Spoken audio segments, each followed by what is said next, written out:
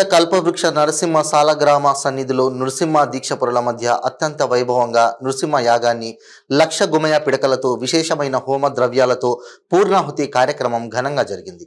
దేశమంతా సుభిక్షంగా ఉండాలి, పాడి పంటలు బాగా పండాలి అని ఈ కార్యక్రమానికి పెద్ద సంఖ్యలో భక్తులు హాజరయ్యారని, ప్రతి సంవత్సరం సంక్రాంతి పండుగ మరుసటి రోజు నుండి మండల కాలం పాటు నృసింహ దీక్ష స్వీకరించడం జరుగుతుందని, ముగింపు సమయంలో 3 రోజులు యాగాన్ని నిర్వహిస్తామని ఆశ్రమ నిర్వాహకులు డాక్టర్ కృష్ణ చైతన్య స్వామి వివరించారు.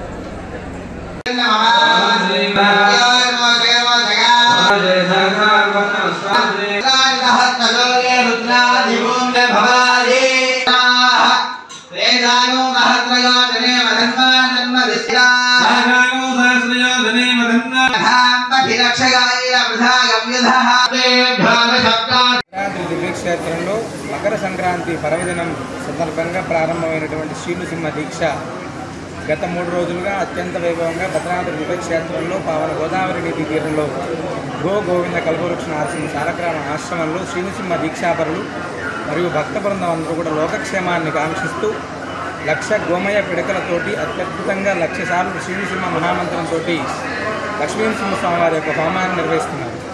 దేశమంతా సుభిక్షంగా ఉండాలి, పాడి పంటలు చల్లగా ఉండాలి, ప్రతి ఒక్కరూ కూడా సుఖంగా క్షేమంగా ఉండాలి అనేటువంటి సత్సంకల్పంతో చాలా వైభవంగా నిర్వహిస్తున్నటువంటి హోమం ఈ రోజుతో మహాపూర్ణావతితోటి మరికొద్దిసేపట్లో ముగుస్తుంది. తదనంతరం గరుడముడి స్వీకారం, అహోబిల క్షేత్ర ప్రయాణం అని కూడా ఉంటుంది. నలుగుని లక్ష్మీనరసింహ స్వామివారి యొక్క అన్నప్రసాదాన్ని తీసుకొని స్వామివారి యొక్క అనుగ్రహానికి